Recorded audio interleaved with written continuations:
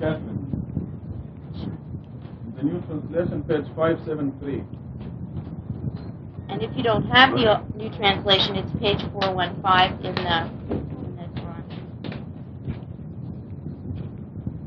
Bismillahir-Rahmanir-Rahim. When God's servant advocated him alone, almost all of them banded together to oppose him. Say, I worship only my Lord. I never set up any idols besides him. Say, I possess no power to harm you nor to guide you. Say, no one can protect me from God, nor can I find any other refuge beside him. I am here to deliver proclamations from God as well as his messages. Those who disobey God and his messenger incur the fire of hell, wherein they abide forever. Once they see what is awaiting them, they will find out who is really weaker in power and fewer in number.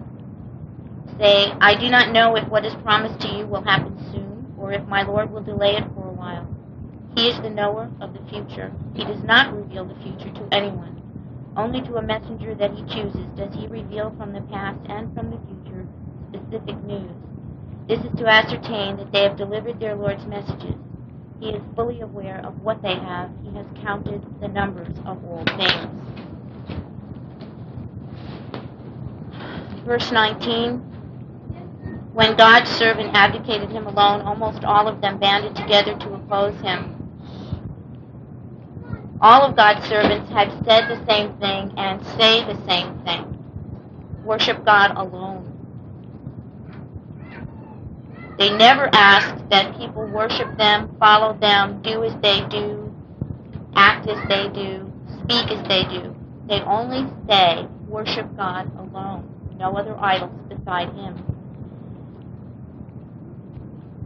Why people become uncomfortable with the message is, we know the reason, but it's still a puzzle when we run into people who seem uncomfortable with that statement.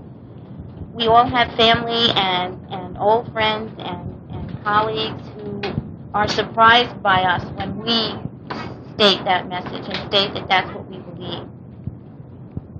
There are verses in the Quran, and one in particular, which says that when God alone is advocated, the hearts of the disbelievers shrink in aversion. And you can watch that happen. It's as though people shrink. They become smaller almost in a very real sense. And it's their ego that gets in the way. It's fear. Something so simple as God alone is so frightening to so many people who believe that they have to have control, and they have to understand, and they have to know, and they have to be the one who calls the shots. In addition to that, if someone like themselves is saying this message, it's an excuse and an easy way to avoid the message for many people. Again, the ego takes over and will say, why this person? I'm no different than this person, or that person is no better than me. I don't have to listen to them. And so the message is rejected. We're fortunate enough, and I mean very fortunate enough, speaking for myself, I have no idea why I was chosen to be here in Tucson. I know how I came. I can relate that story to you. But there are many of us who have the same story to tell. I don't know why. I am very fortunate to be here, where this perpetual miracle continues to unravel before our eyes. Rashad Tutba, he said the other day that God has thickened our skin over the last 10 years, and we don't faint or lose consciousness every time something like this incredible numbers on the wall or the things that Abdullah explained today or explained to us. We just sit here and we nod our heads, and some of us get teary, but we stay conscious and we say, oh, this is just more of the same. And I went home my own self today saying, it seems that no matter what we do with the numbers, they're always going to be a multiple of 19, and that the complexity of this code is so great that it can never be understood by us. And that's why it's given in piece after piece after piece. And so many of us, how fortunate, are able to be part of discovering another part of the prism of this code.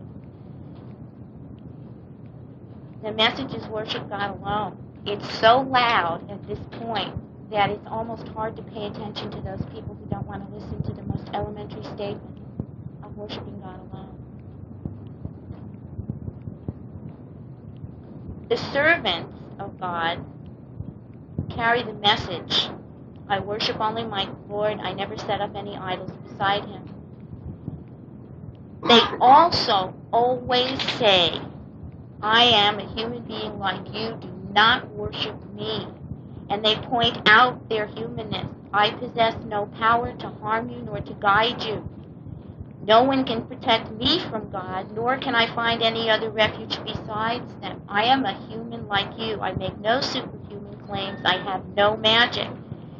Because, however, the servants of God have been given special information and special proof, they're more vulnerable and their responsibility is even greater than for those of us who have not had that opportunity or have not been chosen. And also the servants of God, and Rashad is a wonderful example, but so are the others in the Quran, are also less vulnerable because God protects these people. And we've seen that all the way through the Quran. Moses, Jesus, all of them, Elias, Jonah, they've all been protected by God as long as they carried the one message and never claimed to be anything more than a messenger. So the humanness is constantly before people, and still they shrink, and still they say to the messenger, whether it was Noah, Moses, Rashad, or me, or you, who are you? You're a human being. You don't bring anything special, and I don't see any miracle. Well, it's a sorting process that God has, and it's always in place, and the pattern never changes. Verse 23, I'm here to deliver proclamations from God as well as his messages. Those who disobey God and his messenger incur the fire of hell wherein they abide forever. The only unforgivable sin is idol worship. The only. God is so clear that we have so many chances. As long as we live, we have chances to repent and to come back to God and get on God's path. If we worship anything other than God, anyone other than God, God never will forgive this. This verse is not a threat by a human being, by a messenger. This is from God Almighty saying all the way through the Quran, whether it is a quote out of a messenger's mouth in a verse or whether it is a description in the narrative. Hell is where the idol worshiper will go. Once they see what is awaiting them, they will find out who's really weaker in power and fewer in number. It's too late. Once you see it, it's too late. If an angel was sent down with all of this wonderful stuff that we don't lose consciousness over every week, we wouldn't have needed any of it. It's too late once you know. Shad was talking about the fact the other day that people know at the time of their death where they're going. And it's too late for people to say, let me go back, let me have a second chance. I understand now what I'm supposed to do. No, because God knows that once we're put back here, we'll revert to the same thing, with the same forgetful mind that we came here with in the first place. And the phrase, who is really weaker in power and fewer in number, we know that it is the minority of the minority of the minority. I mean, it's as long a tunnel into the few that will make it into heaven as it is into this code itself. It seems to be a mirror image. Those few people that do make it, even to purgatory, I mean, that's, if you're hanging on by your toenails in purgatory, you've made it. Those few people are really the stronger and really the mightier in number, no matter how else it appears when you count in the real world. 25, I do not know if what is promised to you will happen soon or my Lord will delay it for a while. He's the knower of the future, does not reveal the future to anyone. Again, pointing to the fact that all messengers are human beings. They are not God. Only God knows the past, the future. We read history books and think that we have history. We think we understand what happened. And I'm willing to bet anything, almost, that in the hereafter, when we discover what history really was in that whatever particular era that we think we know so much about, all the little details that we didn't have access to, it's going to be vastly different and much the same at the same time. When I was reading this over this past week, I wrote that the human being does not have any idea what he wants. The human being doesn't know the future. Jesus didn't know the future. Jesus doesn't know this is happening now. We know more than Noah, Jesus, Moses, and all of those that have gone before us. Sitting in this room, we know more. We have all the pieces, I think, unless next week there's more numbers. I mean, we have so much more. How much greater is our responsibility, and how much more blessed not to have to search. I mean, this is irrefutable proof, touchable, examinable, verifiable. We have all the miracles that have gone before, those that came after Noah. We know about. Noah doesn't. We know about those that came after Moses. No, Moses doesn't. The human being doesn't know what he thinks he knows. What he makes up for his own security is made up. And to predict the future is foolish. It's absolutely foolish. Only to the messenger that he chooses does he reveal from the past and the future specific news. Other examples, besides Rashad's own experiences, Joseph knew about the future. It was revealed to him that his father and mother and brothers would bow down to him later in life, and he knew that even after his experience in the well and in prison. Moses' mother was given information about him being saved and what would become of him. Those are tests, those are provisions for God's very special messengers. They remove the doubts of those chosen by God who are going to be delivering the message and facing incredible odds, and provide for insight for the believers when they are doubting themselves and they have this information put at their disposal. When Joseph announced to the people, I knew this was going to happen. You were going to be here. You were going to be bowing down before me. There had to be more than just, oh, thank God he's not going to kill us, in their minds. These people had to have understood that God chose Joseph and that this was all part of a plan and there was a reason for it. God tells us in 28, the reason he gives specific news and specific information is to ascertain, to make sure that the messengers have delivered their Lord's messengers, that they've done it correctly. He's fully aware of what he has given them to deliver, and he has counted the numbers of all things. It's already done. Counted the numbers of all things always makes me think of the khutbah that Abdullah gave when he was talking about the trees and the leaves and the numbers of the leaves on the trees. And he got, at least for me, I got very involved in counting the leaves of the one tree that he was describing. And when he got all done with that, it took him a very long time, he moved on to just one other tree. It was awesome at that point to even contemplate counting those. Never mind all of the words that we speak, the things we see with our ears, see with our eyes, excuse me, and those things are all designed ahead of time. We think we are choosing the words we're saying, but we're not. It's part of the design for our life, tests and provisions for all of us.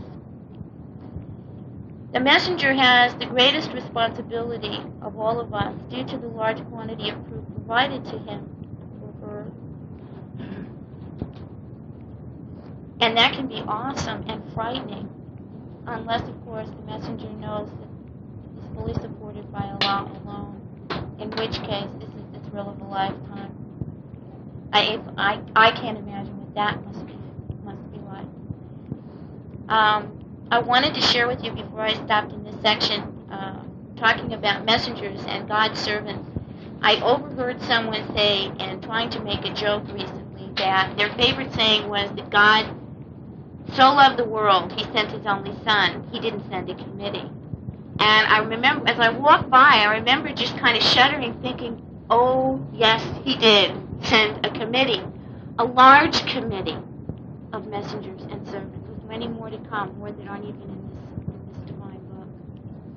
And I thought I would share that with you because there are many people who think that there's no committee out here. There's such a large committee. The committee of angels alone is amazing. And they're part of what brings us our message. Are there any comments, questions? I hope.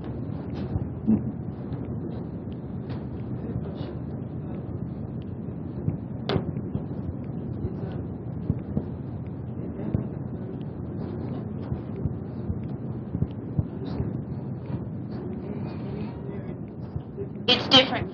These pages are from the New Translation. Not all of us have them. There weren't enough copies to go around. This is the book that you're using is the most recent. This one is going to be published very soon, and it's going to be the first time that the correct Quran has been in human hands in 1400 years. So we're opting to use the few pages until the book comes out. You might want to share with someone.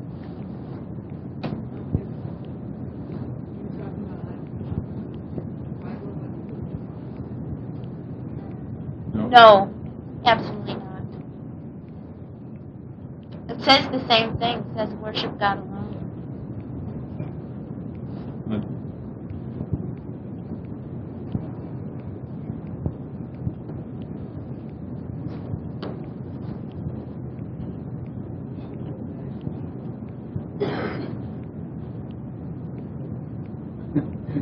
It's a long story. But it comes through as we explain these verses. Why are we here?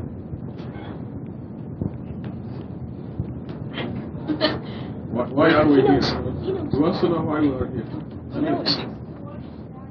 Yay! Are you smart because it's your birthday, or you just like that?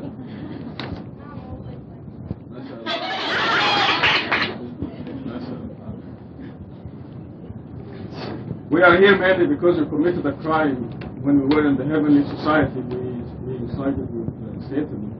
Satan wants to be a God besides God, and we did not oppose that. We did not make a good, firm stand with God, absolute authority. So that's why we are here to redeem ourselves and to change our mind and denounce that stand by going back to upholding God's absolute authority, by knowing that nobody has any power to do anything except God. This is God's absolute authority.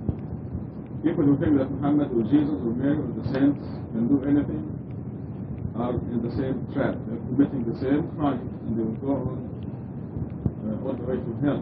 They can be redeemed only if they change that and worship God alone, like Amir said. This means worship God alone means knowing that God only has power to do anything. You must know that God is the one who hires and fires. God is the only one who decides how many dollars are in your pocket. You must know that. If you think that your boss is the one who hired you, or may fire you, or provides for you, then you're in the same trap. So that's what we're here for. I want to go to the verse that says, once they see that's 24, once they see what is awaiting them, they will find out who is really weaker in power and fewer in number. Because out of all of Tucson, 500,000 people, only about 50 people come here to this mosque to worship God alone. So in this city, we appear to be 50 among 500,000 people. There may be 50 more out there who worship God alone under the name of Christianity or Judaism or nothing. But they do believe that God alone possesses all power. So that's 100 out of 500,000. This appears to be a minority. But you see, you're walking around with your body that is visible. They say, this is Kathy Robinson. But they don't see what she really looks like, what size she is. We learn from verse Surah 17 that the differences of the hereafter are far greater than here. The difference between Bima and Gatut is 4 feet. But in the hereafter, the differences are far more greater. Surah 17. So your real size is as big as the city of Phoenix, for example. But you're walking around, you see this size. Their size, the people who are not worshiping God alone, they actually shrink. The sword actually shrinks to the size of a cat. So there are 100 people whose size is as big as the city of Phoenix, each one of them, and 500,000 sized ants. Now, who is really weaker? Who is really weaker in power and fewer in number? one man and a million ants. Which one is really stronger? Where is the majority? Is it the one person or the million ants? When you walk out the mosque, you can see 1 million ants sometimes. Did you see them today? So, where is the majority? This is what this means, because once they see what is awaiting them, because right now they cannot see. We do not see ourselves. We only see our bodies. Death.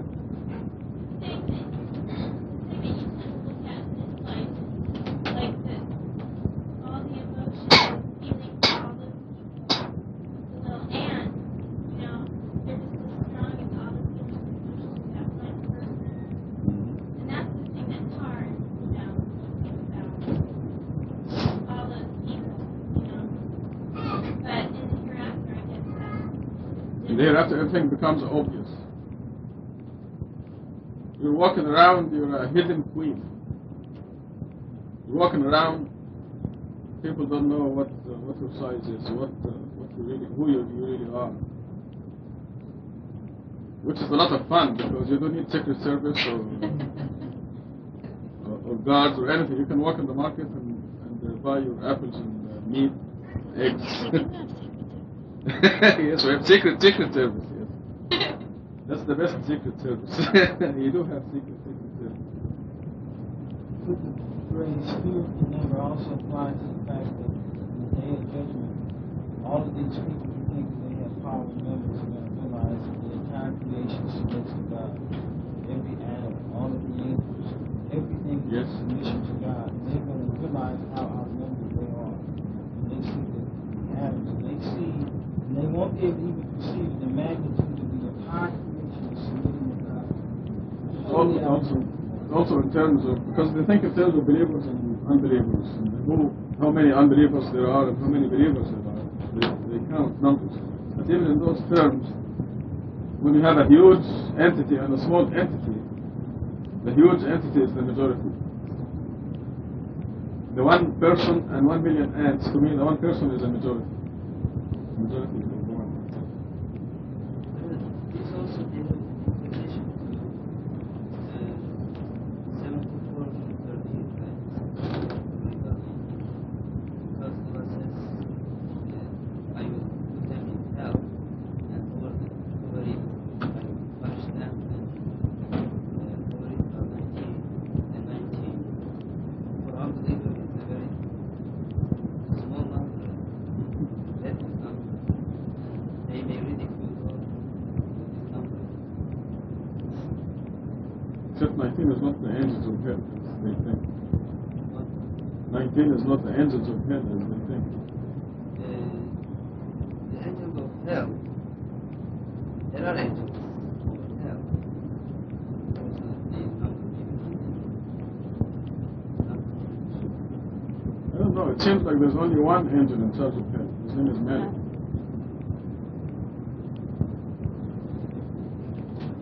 Yes.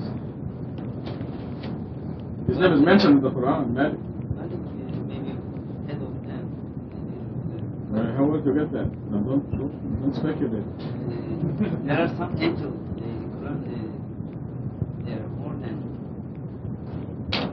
More than 3? because, Where? They say, Yes. word used for angels. That Who? they will talk to the unbelievers. No, it's not. Where?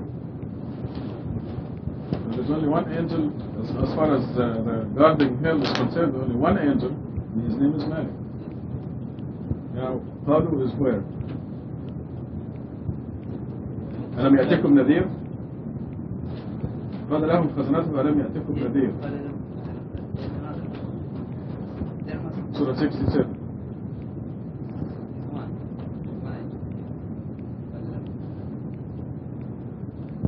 No, خزنته is plural. God's of hell, plural.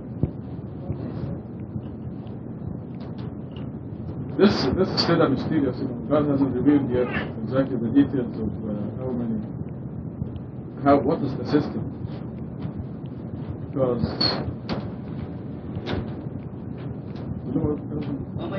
كلما ألقي فيها فوج سألهم خزنتها لم يأتكم نذير. Now, are these angels outside of hell, or inside? The one who's taking care of hell is Malik, or what? Because they would say, "Oh Malik, let your Lord finish us off." You would say, "You're living forever."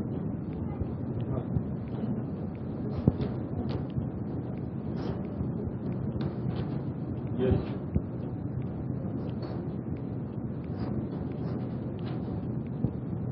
No, but you see, here it's not connected with hell.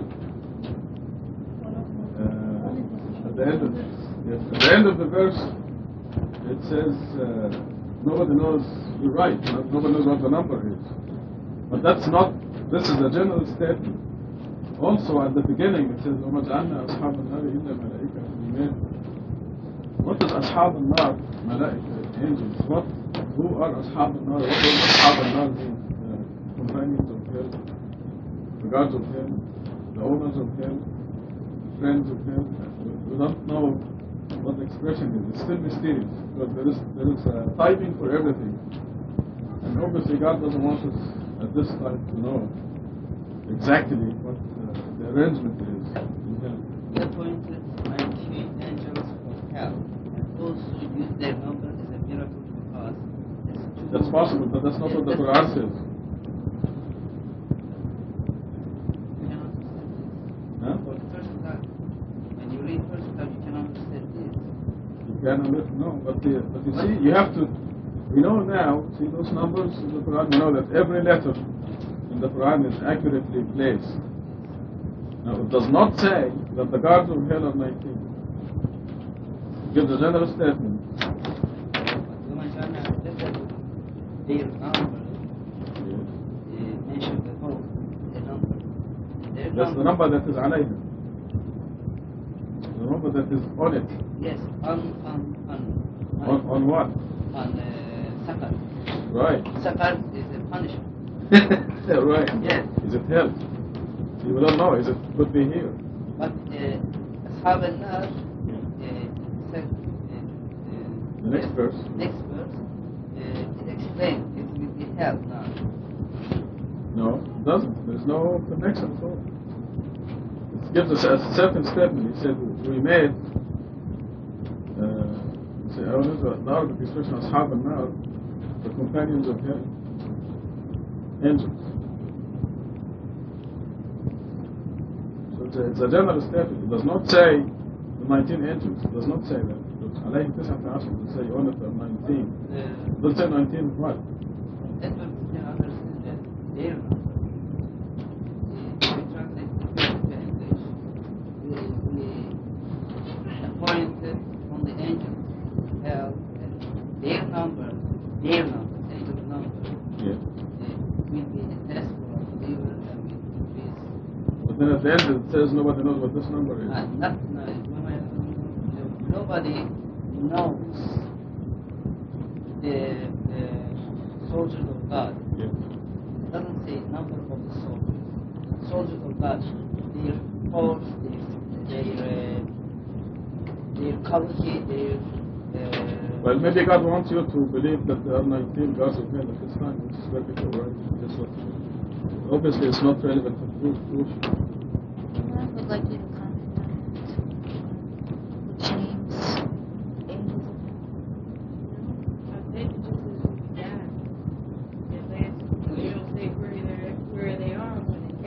Yeah, this is a hadith that says when you die, two angels will ask you, who is your God and who is your prophet and what did you do? And then they beat you, so you go to the seventh earth. Then a big snake will swallow you. It's a hadith. Yes, in the grave. And they have all kinds of stories.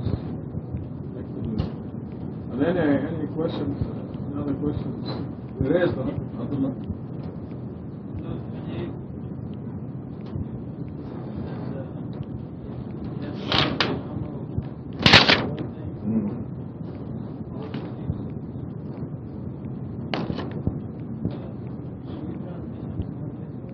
Yes.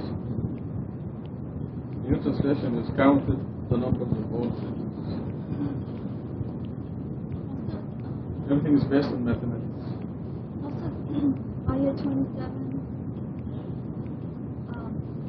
only to a messenger that he chooses, opposed to in the book, only the messengers that he chooses.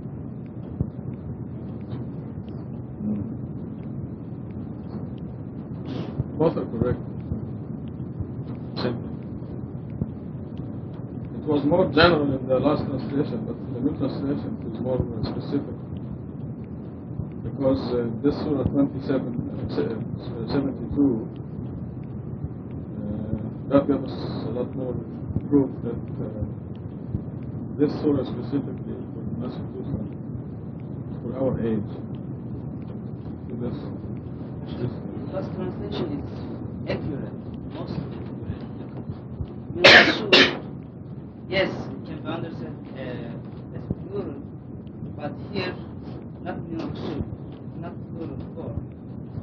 But can be understood this way, but the continuation, فإنه يسلك من بين يديه, here is yes, singular, not من بين يديه. Yes. But both are correct. Both translations are correct. That's what Speaking of numbers, I just want to pass on a thought to you, because we think that we're on the advanced earth and everything, and how the world is so technologically advanced and everything. But up until now, only less than 7% of the people have come to this world, from Adam until now. From now to the end of the world, there's still more than 93% of the people. So the earth is still an infant, and we are among the early generations. To the people 200 years from now, we're going to be in the cave age, cave people. So just think about the message. We are very early in human history. The message is being consolidated and will be delivered to the vast majority of the people. All this past and the nonsense that happened in Christianity, the Trinity and Jesus, Son of God, and all this nonsense, and the things that happened in Judaism, and Rabbi Kushner and what he said, and the nonsense that's happening in Islam, all these things are happening within a very brief period of time, relatively, and involves a very small number of people. But the new generations are enlightened, they are rebellious, they don't listen to their parents, they are free to think, and they will get the message supported by physical evidence, as you see, and Satan will be really defeated. Satan is destined to be defeated. So this message with the physical proof that you see on the wall over there, on the wall you see every single verse in the Quran, physical evidence. And this will be presented to more than 93% of the people in the world. Think about that. A lot of people say, they think all this nonsense involves a lot of people.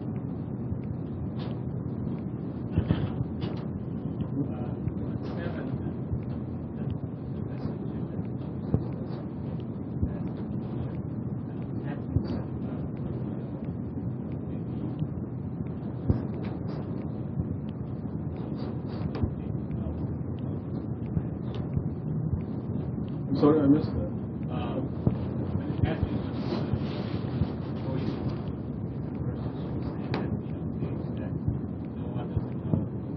Yes. God made a point in the gospel that when Jesus was asked when is the end of the world, he said, I don't know. And I quote this in one of the brochures. And when Muhammad was asked, this is also in the Quran, when is the end of the world, he said, I don't know. But God wanted us to know in this generation. So I will have an appendix. What? End of the world. Appendix. One of the appendices is entitled End of the World. It gives in it the evidence as to when the world will end. We know that the world will end in 2280. And with the mathematical code. And this is one of the things that God gave us, didn't give to the previous generations.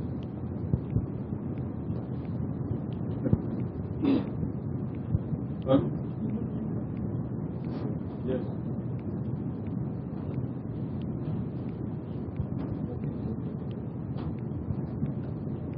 Say, I do not know if what is promised to you will happen soon, or if my Lord will delay for a while. This is to tell the disbelievers that they're going to be punished. They don't know when. It's for the disbelievers. No. It's going to be here. This is for here. This may address to Muhammad. Say, I don't know. Nothing in this surah is for Muhammad.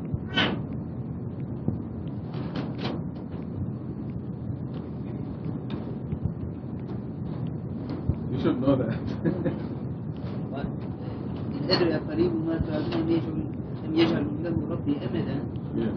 This verse implies that that person who addressed by this verse will not know the time of the world. It's nothing to do with the end of the world. It has to do with here. It has to do with this world. There is nothing in this surah that applies to Muhammad. If you look at the footnote here, you add the grammatical value of Rashad plus the grammatical value of Khalifa plus the surah number plus the verses 28 of them, you have a multiple of 19. And also this surah has the maximum number of Rashada in 4 of them. And this is not my personal opinion. If it is my personal opinion, I'd be wrong. But it is not my personal opinion. لأن يقول أن الرسول also this phrase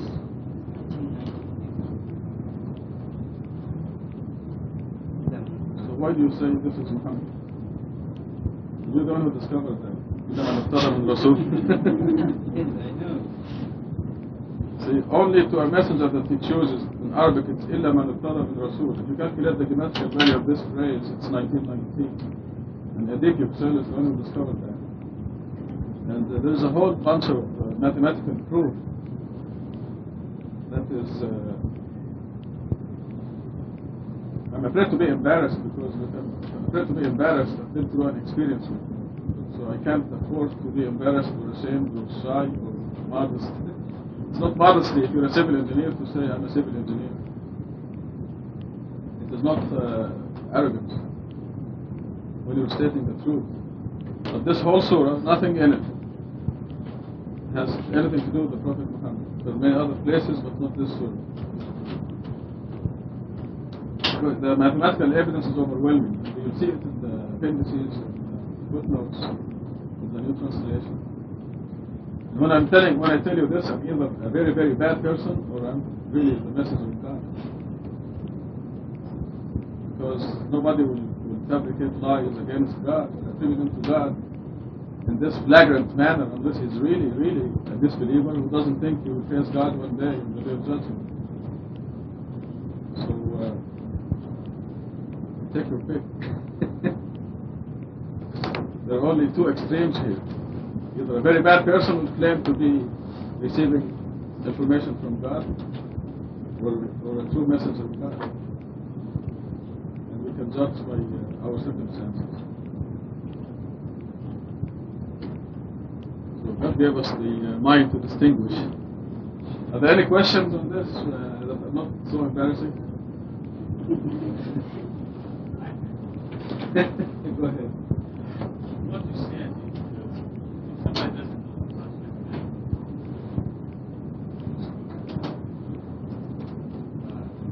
and even the fact that this was God was saying that how somebody who sent them Well, that person will not know anything. It's a prerequisite that the person knows what the mathematical code is.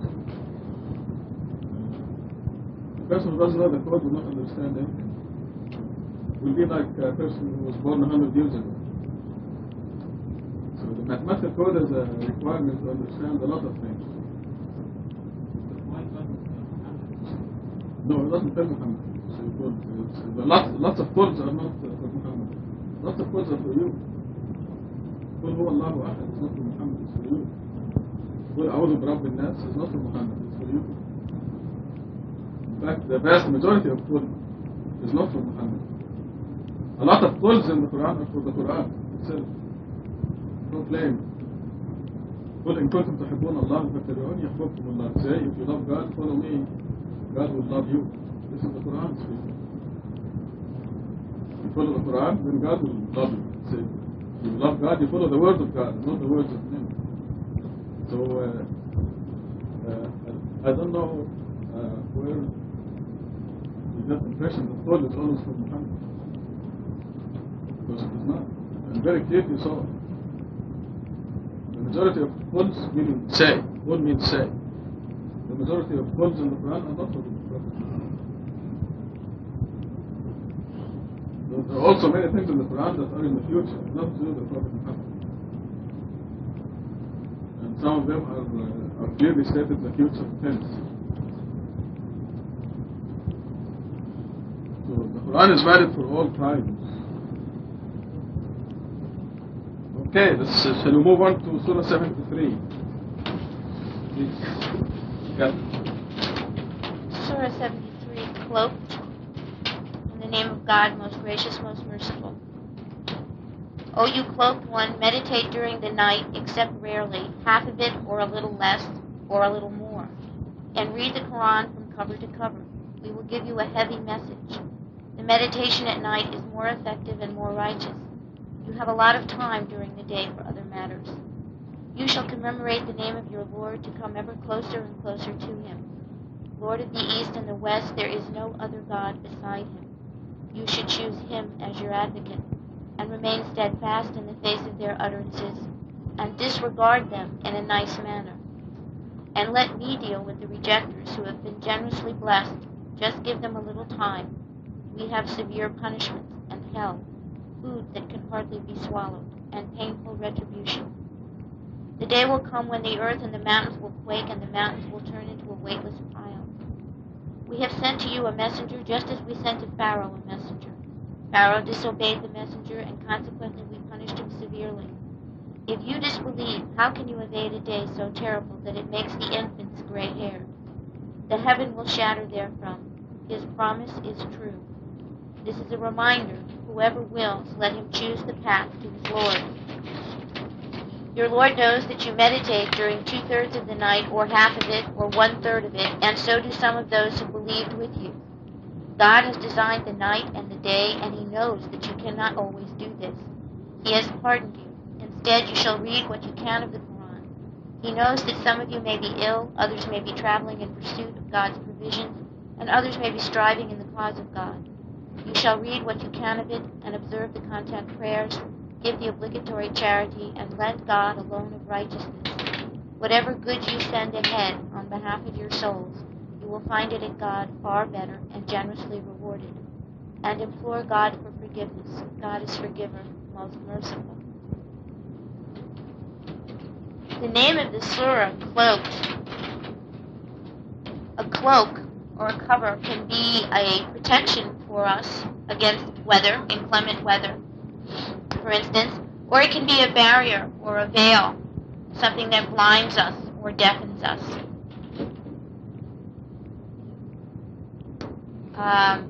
And keeping that in mind, looking at verses 1 through 7, the night was designed for our rest. There are no distractions during the night for most of us, certainly not during like there are during the day when the world seems to wake up and pick up speed and get itself up to 300 miles an hour before the sun sets. This is a special time with Allah for us. It is a time when our own bodies and our own minds are winding down, and there's a space and a peace about our lives. Children will talk with each other, separated from each other. She's reading. She's just reading aloud. Separate from my book.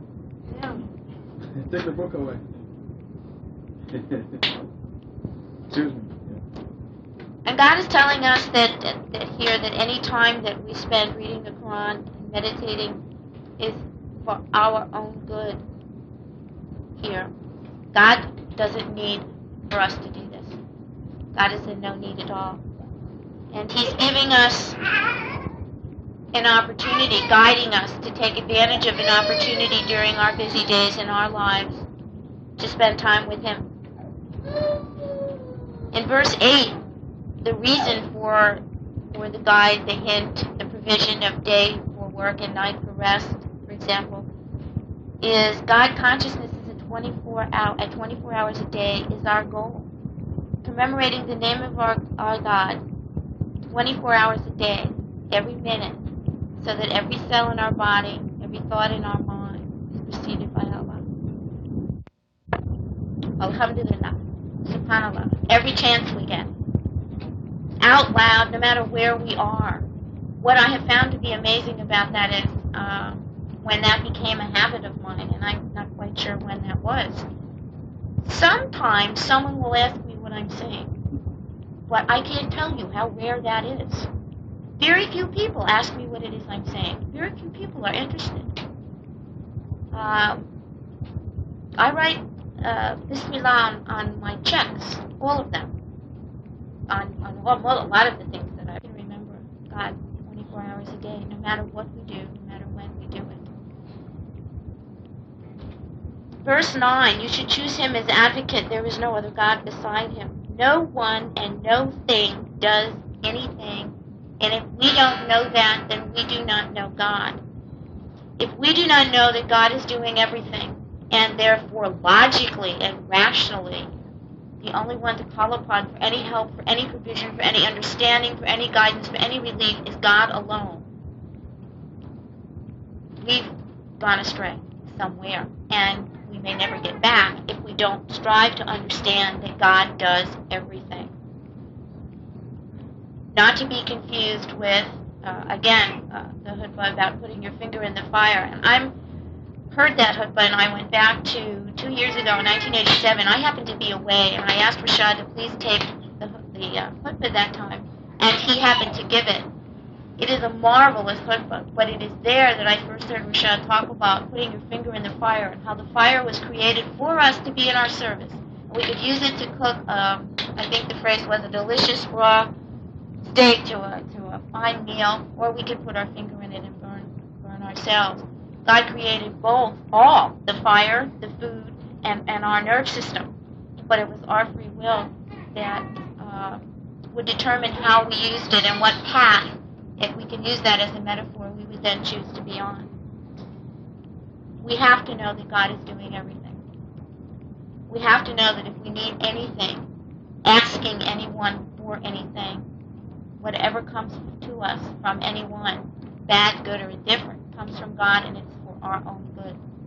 They're reminders, they're tests, they're provisions, whatever it is. A comment you don't want to hear, a criticism you don't want to hear, comes from God.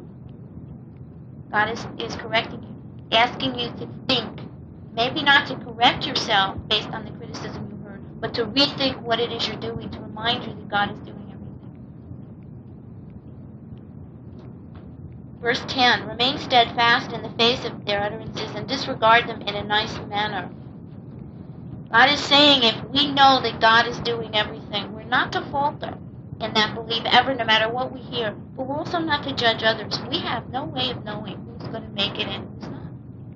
We don't know that something we say is going to be the turning point for someone else down the road. And we need to be consistently steadfast with our beliefs, but we're consistently admonished as to how to treat other people. We are not to judge them. We are not to treat them nastily. We are not to force them. We are not to be angry. And again, I go back 2 years ago to that khutbah, which was amazing, because Rashad stood here and he said, and I'm talking to you, and he named every one of us sitting here, including himself, and said, if we get angry at anybody for anything, we're challenging God, we're objecting to God. It's so simple now. I can't tell you how often I reread that. Riding down the road the other day with my son, who just has his license, someone cut him, you know, how people drive in Tucson, someone just cut right in front of him with inches to spare, and he yelled at them in our car. He yelled at them. Stupid. He was very angry, gripping the wheel, trying to maintain control. And I said, God did that. You shouldn't be yelling at that person. Well, that person was stupid. And we've been working on this now for 2 days, that incident. He said, now we've got him coming around to say, well, I wasn't really objecting to God. I was just blowing off steam because you were objecting to God. And you need to think about that when you get angry. And this is true about the people that we meet who reject what we have to say. obey or reject, how we choose to live our lives based on what God has told us. We're not to aggress against them with our minds, with suspicion, with words, with behavior. We're to remain steadfast with our own beliefs. Do you have a question here? Yeah?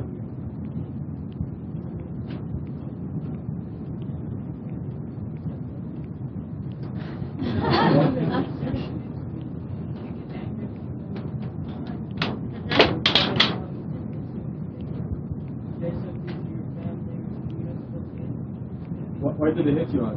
No, nobody hit me. I mean, why would I'm just supposed Somebody just sometimes say, well, see, I don't like you. Or somebody hit my brother. I'm not angry at you. I love you. No, you have to go ahead of that, find out what provoked this person against you. You have to find out what you did to provoke that person against you. But you're starting in the middle of the story, see. Somebody can punch me in the face. Well, this is the middle of the story. Already the end of it. We have to... Huh?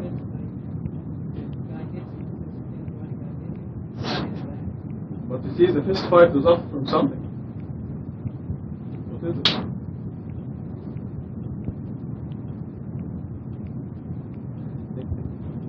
You're not supposed to get in the fist fight to start with. Yeah.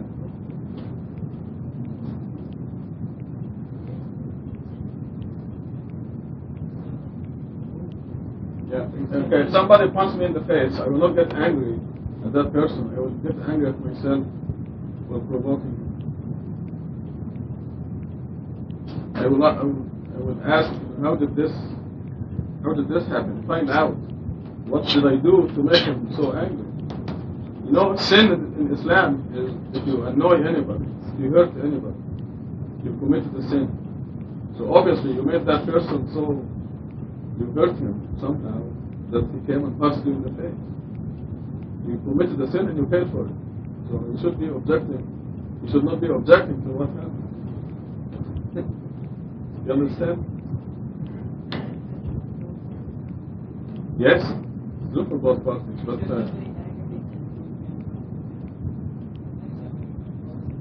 okay, how will he aggravate you and annoy you? He'd say, I don't like you because you're Iranian, for example, let's say.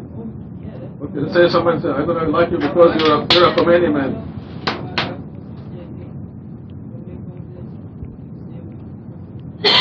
Or if somebody says, I don't like you because you're a Khomeini man, then you know that he's a stupid person. He's passing judgment on you. It would be like you're walking in the street and a dog barks at you. What will you do? No, it isn't. You just don't pay attention to that person. You don't get into a fight because of that. But you also mentioned aggression against your family and protection of yourself and your family.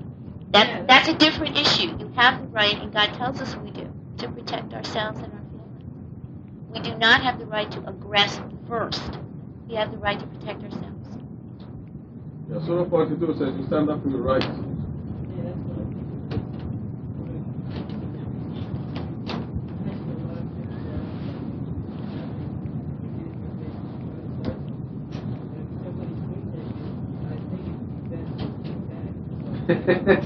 No, it's better not to get to that stage where he swings at you.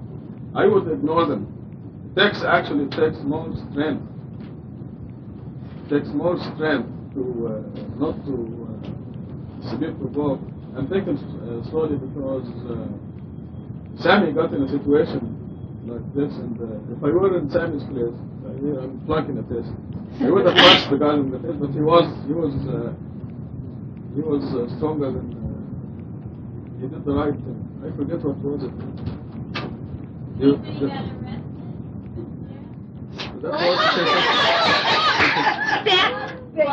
In Buffalo the other day, somebody was insulting him or something. No, that's an older. I don't remember the specifics, but controlling yourself is a lot. I would ignore those people. You should not get in any fist fights or anything like that. Just ignore them. It takes more strength to restrain yourself than to be provoked into a fist fight or any of those silly things. You'll be a bigger man if you walk away and ignore them. Yes. The Quran says you have the right to stand up for your right. If he punches you in the face and you punch him back, this is your right. But God tells you it is better and you'll be stronger if you can restrain yourself. Yes, of course. Yeah. Self-defense is always justified. Yeah. Yes. I grew up in a highly aggressive environment. And my parents... You mean a tough neighborhood? A tough neighborhood. And my parents told me that fighting is wrong. But a lot of kids I went to school with, that was their way of life. I remember one of the first times, maybe not the first, but I got into a fight. One of the kids wanted to jump on me and hit me. I was trying to explain to him that this wasn't really what children do. Before I completed the sentence, I was down on the concrete. So I went back to my parents and said, it doesn't work the way you said it. That you got to do both. And I think the same thing holds true in any kind of aggression. Sometimes people will do things to you, you just simply have to defend yourself and your integrity as a human being in the name of Allah. Some people out here do like to intimidate others physically and others. You understand it takes more strength to really resist getting drawn into a fight. I mean, if you just let it go, sometimes you think it's the right thing to do, but if you think for a win, Right. everybody starts beating on you. I think sometimes that was that fight, show them that you can do it if you want to. That's your ego. signed by a brand. Okay, now I want to tell you, if you are with God, nothing will happen to you. You're going to be a winner. When you are a person of God, you'll be a winner all the time. Don't worry. It's like we're given this Robert. position of power, but it's sometimes, like you said, it's harder to be patient because it's a natural thing. I grew up in an environment completely opposite of it. I mean, I grew up with 3 older brothers, and there was no fighting. I mean, that was natural. That was an everyday thing. We fought all the time. So I mean, it was a natural thing. And if you walk by and he looks at you wrong, and then you get a shot. It was just a natural reaction. That was harder to, I don't know, swings that you. Maybe you can. You don't. I would talk. Wait a second now. Why did you? I That wouldn't come to my think maybe mind. Catherine should have used the word sadness or disappointment rather than anger, because you don't become sad and depressed. That's objection. Happiness is devotion to God. Happiness is submission to God. The opposite of that is objection. If you are sad, you're objecting to what God is doing. So maybe anger is not the correct word.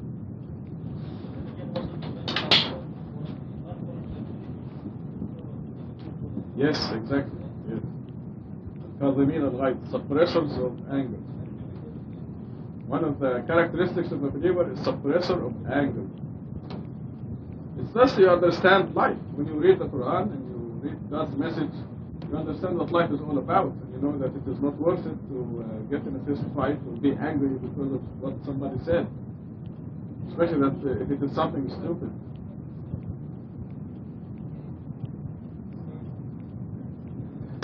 You definitely have to defend yourself, but if you can avoid, if you can forgive and forget, to be much stronger. Back to Catherine. We can finish And we'll this. move on. Can I make a comment also on the first few verses? Excuse me, I'll take it back. 2 more minutes. I want you to understand what the night is. The Quranic night begins at sunset. So when it says meditate during the night, except really half of it or a little less, you're commemorating God when you pray the sunset, when you pray the night, when you mention the name of God before you sleep, when you get up for the dawn prayer, you already covered half the night right there. Because the night begins at 7 o'clock at sunset right now, for example. You pray the night at 9 o'clock, You get up at 4 o'clock or 5 o'clock for the dawn prayer, 5 o'clock. So from 9 to 5, you already covered a good portion of the night. The Quranic night, the Torah night, and all the scriptures. Night begins at sunset. And the day begins at sunrise. So it's roughly 12 hours of the night. What this is telling you is you must never miss the dawn prayer, the Fajr prayer. I'm always surprised when I visit many places and find that half the people, or more than half, are not doing the dawn prayer. You're not being fair to yourself. You see, we were swept in the crowd when we were in the heavenly society. You don't want to be swept in the crowd again here. You don't want to repeat the same mistake. The people are so oblivious to God that when we do a little bit, we think we're doing a lot. Because compared to them, if you do one prayer a day, you're doing a lot. But don't be swept in the crowd, and don't measure what you're doing by what is happening in the world. Because the world is just totally oblivious to God. And this makes you think that you've stepped up and you're doing a lot. That will be my khutbah next week. But don't be swept in the crowd, inshallah, next week, inshallah. Yes.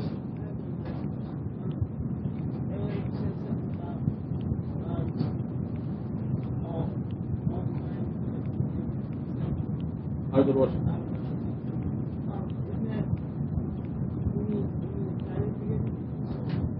Yes, anything is forgivable. Murder is forgivable.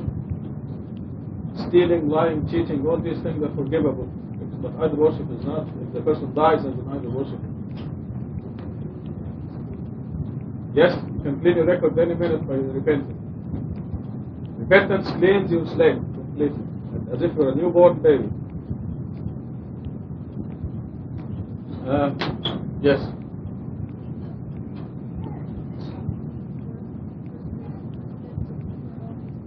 No, to you, to Martha Schultz. Yeah? Again, that's a famous mistake, yes, but it is really, oh, you, Martha Schultz, meditate during the night except really. when you're covered up with your blanket, you're cloaked.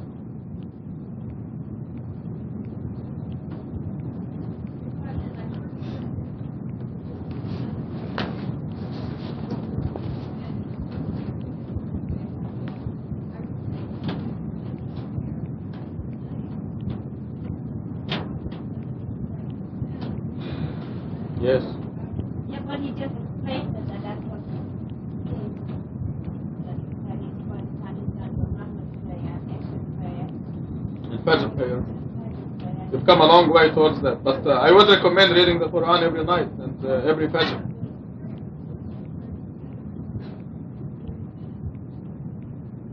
No, but you're covering that period. You see, the prayer is not just the time that you're doing the prayer. The times of anticipation is also a commemoration of God. You look at the clock and you say, you're going to pray the night in 10 minutes.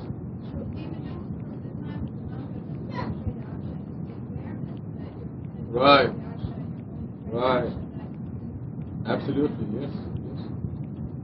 yes. Just this is why the 5 prayers are so important. Because it's not just a few minutes. It's not just a few minutes that you do. Okay, back to verse 20. Verse 20? Oh, excuse me, go ahead. Whatever you are. Go to verse 20? Verse 11. Let me deal with the rejectors who've been generously blessed. Just give them a little time. We have severe punishments in hell, food that can hardly be swallowed. It's give them enough rope and they'll hang themselves is what comes to mind. They will either pass, or the rejectors will either pass or fail the test that God gives them, knowing that God gives them as many chances to pass as he gives every other person. God knows who will pass and who will not. He is the perfect designer. We need to worry for our own selves.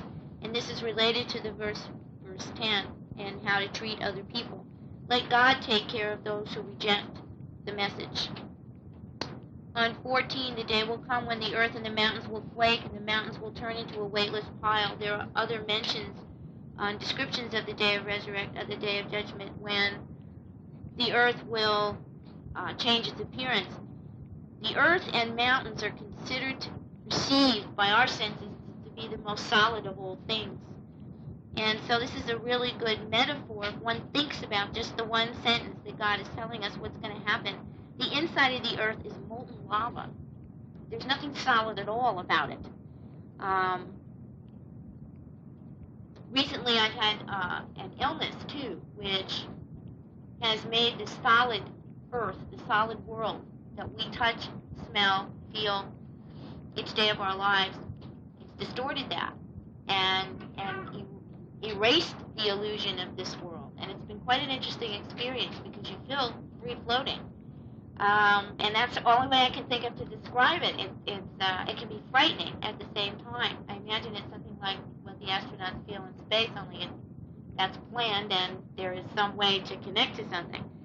I think... Maybe the soul is growing too fast. I hope so. I desperately hope so. In any case, not so you'd notice. In any case, this is a really good metaphor for what will happen. And for the reminder that this earth is an illusion, this life is temporary play, and it's all set up just because God is so merciful as to give us another chance when we blew it the first time, and we did blow it the first time. There was no maybe about it. We sent you a messenger, we sent Pharaoh a messenger, you disobeyed, we punished him severely. If you disbelieve, how do you expect to evade a day so terrible it makes the infants gray-haired? I don't know the name of the illness, but there is a rare illness, and I think Rabbi Kushner's son had this illness. I just don't know the medical name for it, where children age, infants age and die of old age when they are still young children. It's a very rare illness. I don't know if it existed when the Quran was revealed. However, this is also a good metaphor for how our lives are going to appear to us on the day of resurrection as if we lived 1 hour, 1 minute. But this is isn't this even in English they say you scared me, my hair turned white. Right, absolutely. Yes. That happens. What happened? Did you hear? It's just I think it's just a How program. fast? No, they've done studies. The reality is that this happens, but it's also a metaphor for the brevity of our life.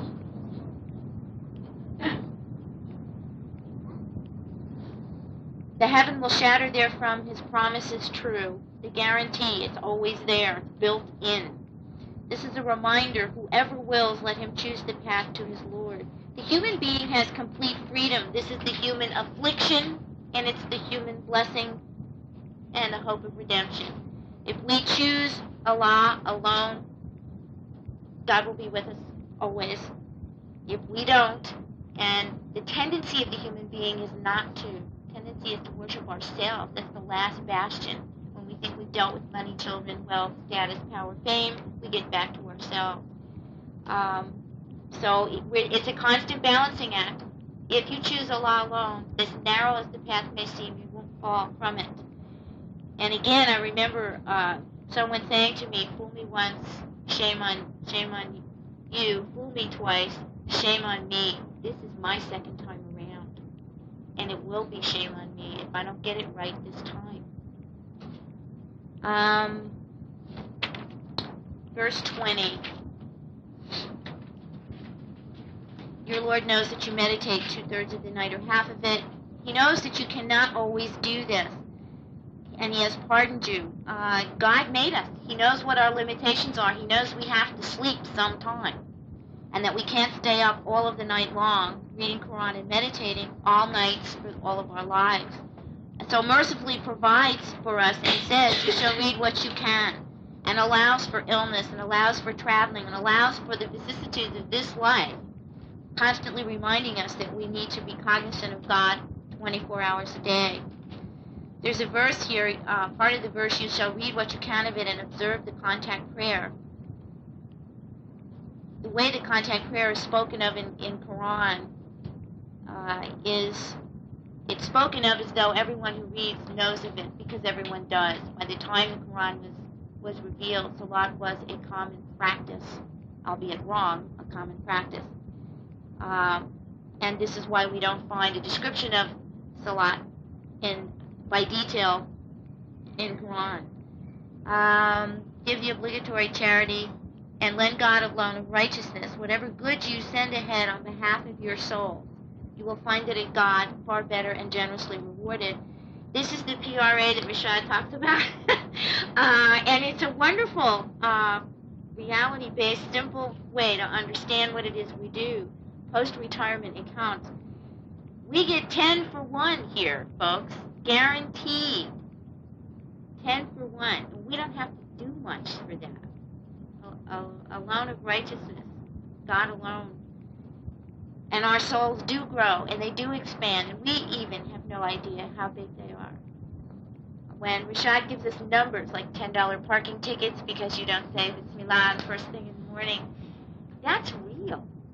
That's not a joke. I mean, we laugh because it relates to all of us, and we've all been caught one way or the other. But it's the truth.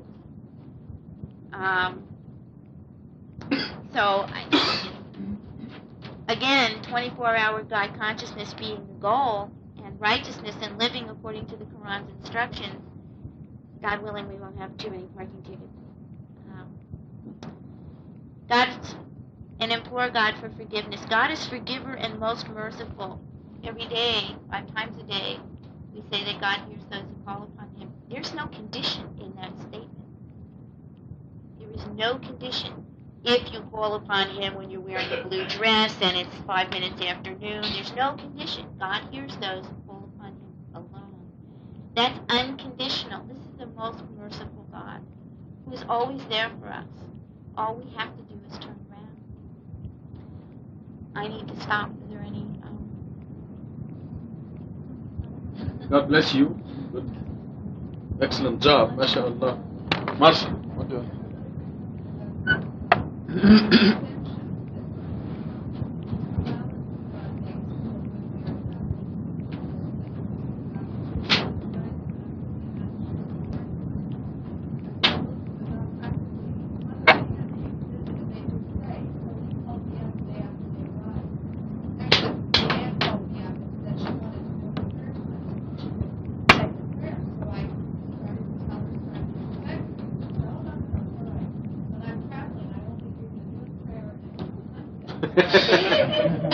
Of all times when you're on vacation, you have nothing else to do and to construe that verse into, when I'm traveling on vacation, I only have to say two.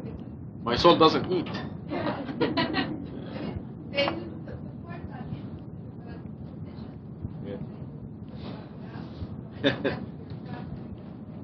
This has to do with missing the Fajr prayer once in a long while. God says you cannot do it all the time. Maybe once a month you'll miss Fajr. But really, this is a minimum, the 5 prayers, including the dawn prayer. It is very important for you to do the dawn prayer. You must set the alarm and get up. Right now, you must do it before 5:15 in the morning. There are many dropouts because the day gets longer and longer, and you don't want to be a dropout.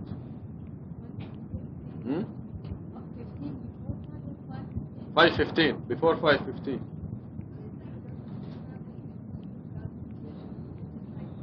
This means you're tired, you're very tired, and you cannot, you didn't get up for the Fajr prayer because you're tired. You're doing extra effort. Yes, you're traveling or your time is mixed up. You travel from New York, you leave there at 12 midnight, and you come here, and the dawn is 2 o'clock New York time. So that's 2 hours of sleep. Most probably you will miss Fajr on that day.